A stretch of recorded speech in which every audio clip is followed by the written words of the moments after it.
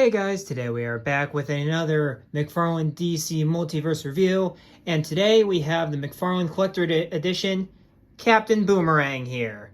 Let's get a better look at that packaging, shall we?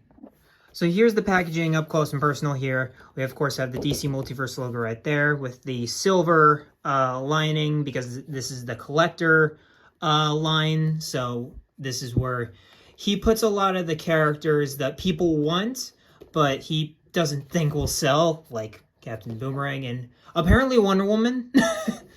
But it of course has the McFarlane Collector Edition thing right there. The 12 plus up at the top right there. On the side you have the silver nameplate for Captain Boomerang again. This is number 13 in the wave here. You have the DC Multiverse logo up at the top right there. You have this awesome comic book. It looks like it's a panel. It looks like it's a cover of Captain Boomerang right there from The Flash. That narrows it down to, what, a million different things that he's from? And then you, of course, have McFarlane Toys social medias. Of course, follow them on Facebook, Twitter, and Instagram. And they're usually really good about updating you on what figures coming out, pre-orders, all that good stuff. It's actually a very useful tool to see what's going on over there. Then you, of course, have the DC Multiverse logo again. The McFarlane Collector Edition in silver above there. Captain Boomerang from The Flash. Again, number 13. And then you have the McFarlane Toys logo down there. Then up at the tippy top, you have the 22 moving parts right there. And then you, of course, have the McFarlane Toys logo again up at the top. On the bottom, you have the Flash legalese right there because he is a Flash villain. Then you, of course, have that barcode for all you barcode hunters out there. But alright, guys, let's get this dude out of the packaging.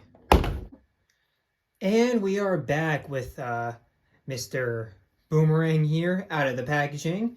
And, of course, before we take a look at the figure, we're, of course, going to take a look at the other contents. So up first, I've got to do it. You know I got to do it. He comes with a stand, which comes with the silver DC logo right there, with the one peg right there, and the three little circle things on the back.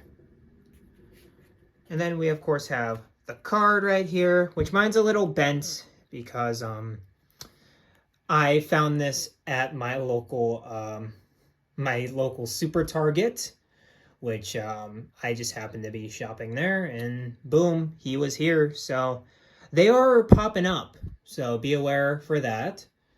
If it of course is ruined by this McFarlane Collector Edition kind of thing right there, that you don't have one static image, which sucks. Then on the back you of course have his bio, which is relatively short. I don't know a lot about Captain Boomerang, so I don't know if this is this is very simple. Like, Captain Boomerang is one of those characters that's just like, he's more famous now, less for being a Flash rogue, but more for being a part of the Suicide Squad, as the card mentioned. Played in both films by Jai Courtney. And I like Captain Boomerang. He's a fun kind of villain. It's very stereotypical, though, because he's, like, the only Australian villain, and his gimmick is that he throws boomerangs. But besides that, he's a solid villain. I really liked the version that they used in the Arrowverse. I forget the actor's name, but he played it very well. The first Captain Boomerang, the second one, they tried to do a thing where it's like, oh, look, it's the comic Boomerang, but...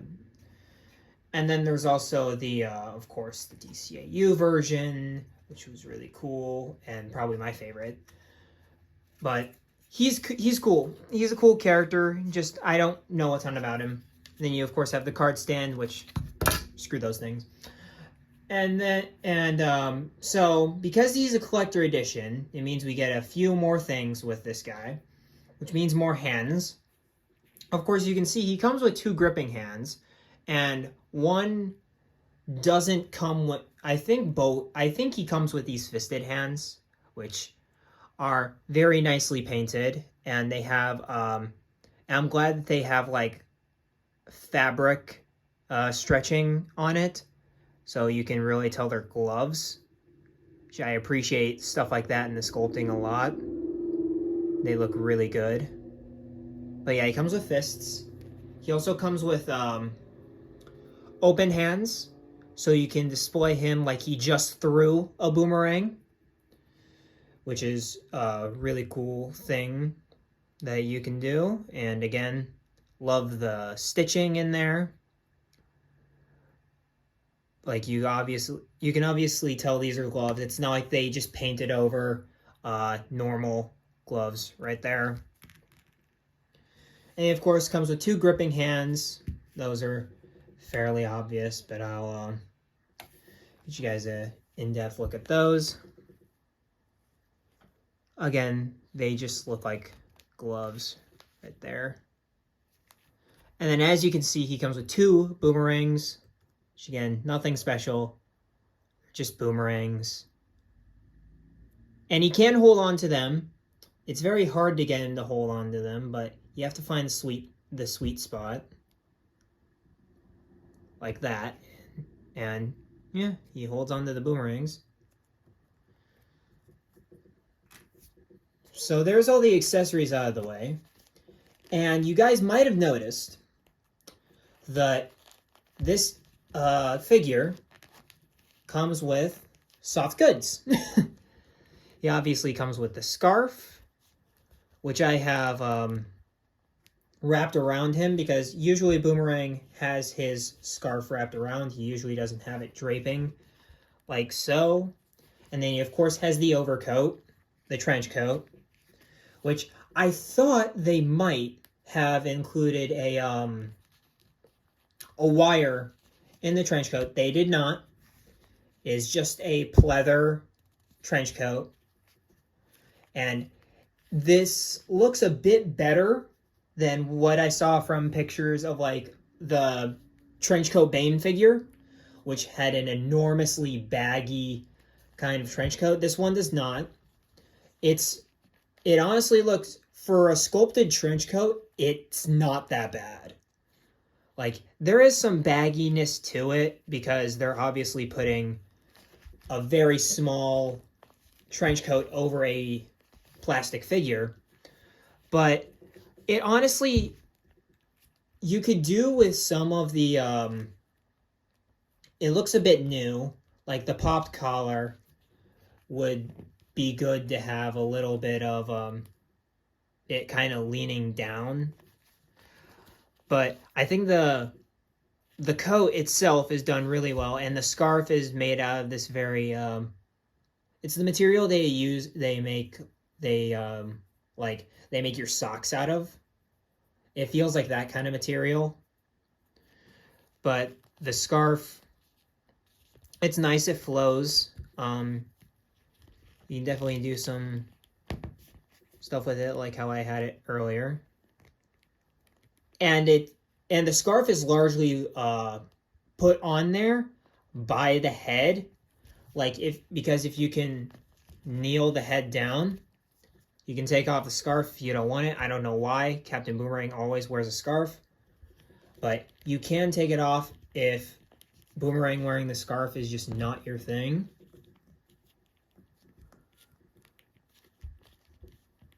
I'm just trying to put it back on because I like my Boomerang with the scarf.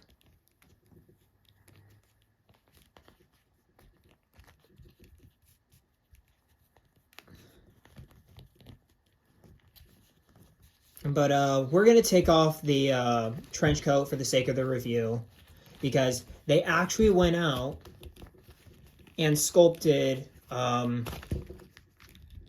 his entire undersuit.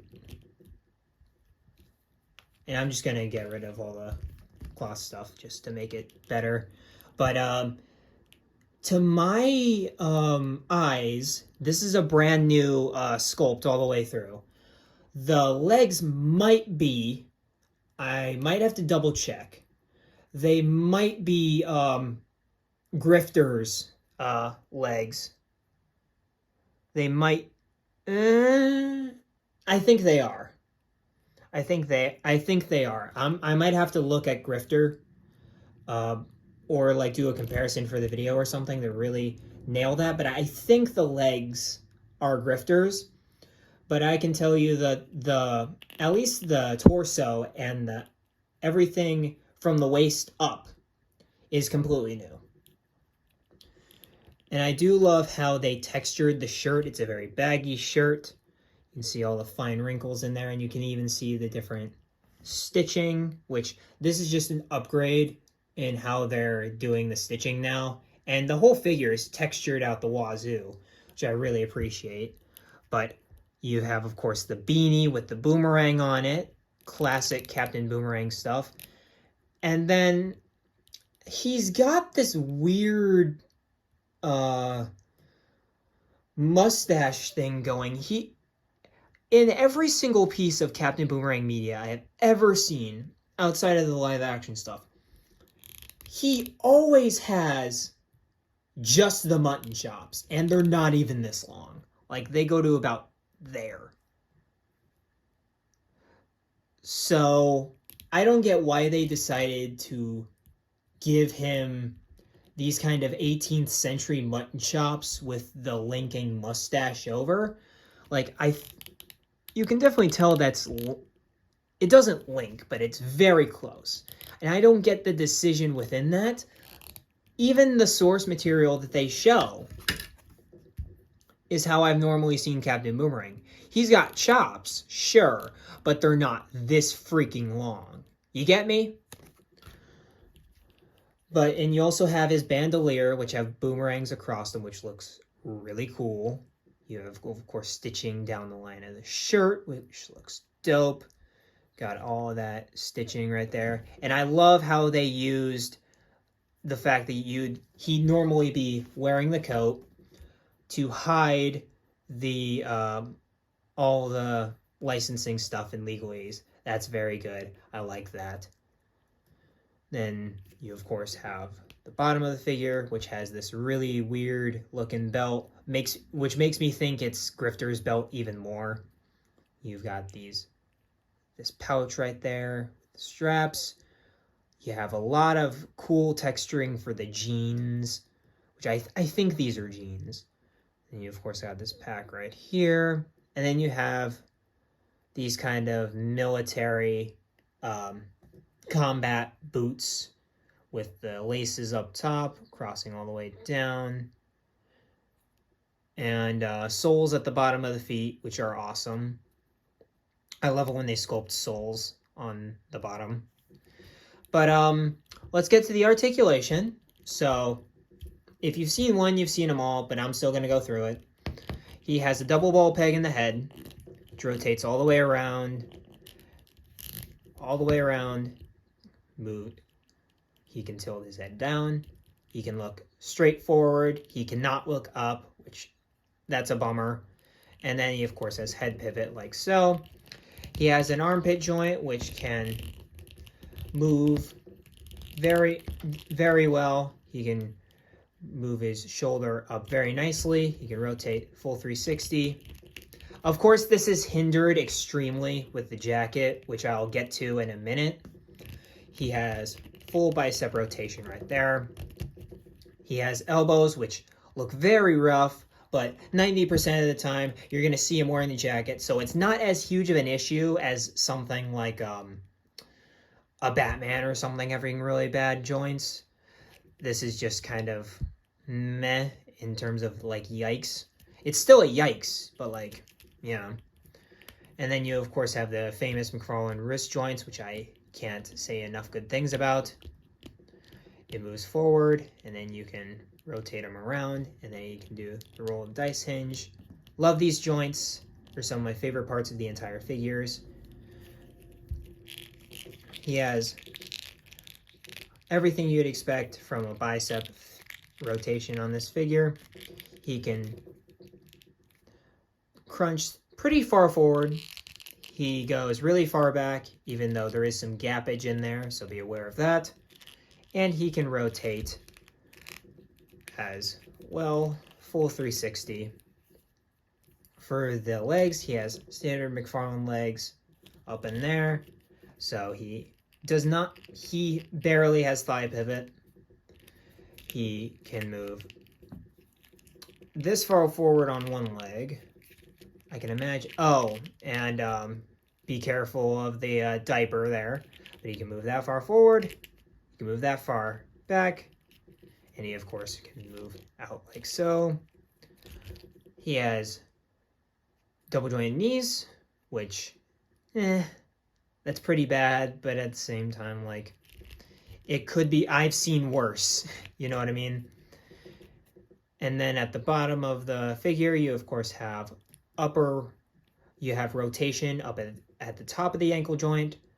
You have, of course, the hinge. And then at the bottom, you have ankle pivot like so. And of course, you have toe articulation like so. And we have the coat on once more so I can show you how different the joints are. So you can move pretty far forward. You can only move that far. The arm can only move that far forward. You can only move about that far back. Don't try to stress this because you will tear it. So be very careful of that. He can bend pretty nicely. And again, because of the coat, you won't really be able to see that elbow joint in there. And then, of course, the wrists are the same. And then here we have Boomerang with the Scarlet Speedster here. And overall, I think Boomerang should probably be a little shorter. I always imagine Boomerang as like a short king. Not too much shorter, but maybe just a tad, like maybe a few inches if they were actually, like maybe a centimeter or two in terms of like figure size. But overall, solid scaling, and they look great together, obviously. And here he is with all that we have of the current rogues, like the team for Flash villains, which of course consists of Boomerang, Cold, Heatwave, Top, Mirror Master, I think that's it. Bronze Tiger, Trickster, and all those guys. All those really goofy Flash villains have their own team called the Rogues. But we've only gotten 3 of them in action figure form so far, which is, of course, Boomerang, Heatwave, and Cold, which I have both actually reviewed on the channel. That's how old or young these figures are. I both have these two on the channel if you want a more in-depth look on those. But I think they look pretty solid together, mainly because of the texturing out the wazoo on this Boomerang figure. It really helps with these guys, but it does, in the soft goods, do some separation between like the plastic cape on the Captain Cold and stuff like that. So they don't work 100%, but I'd say they still work some of the time. And here we have all of the Flash villains in the line. To the best of my knowledge, I believe, we of course have Reverse Flash all the way at the end here, the Injustice Grodd figure, Heatwave, our new Captain Boomerang right there, the Page Punchers Captain Cold, those are both page punchers by the way, and Godspeed right there. And this is a solid Flash villains lineup right here. All that we really need is a good Mirror Master, a good Trickster, and then you've practically got the Flash Rogues, which is awesome to see. But this is a banging team.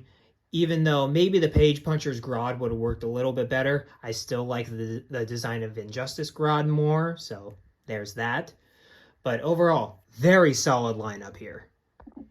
And alrighty guys, that'll pretty much do it for this review of Boomer here.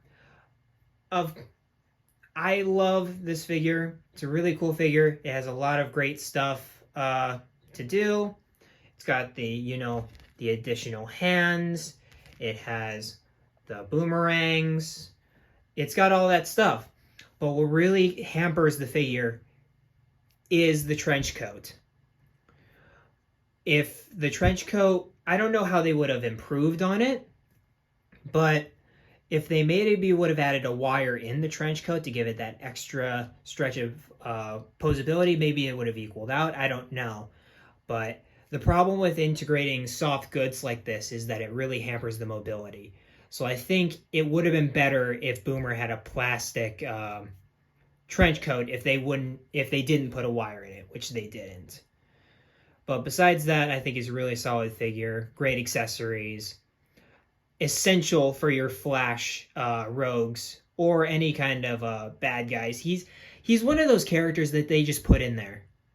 Like, he appears a lot for no reason because he's a guy who just throws boomerangs. Guaranteed he has like explosive boomerangs and stuff like that, but still, he's just a guy who throws boomerangs. A lot of people love Boomerang for whatever reason. But yeah, 8 out of 10. Really strong.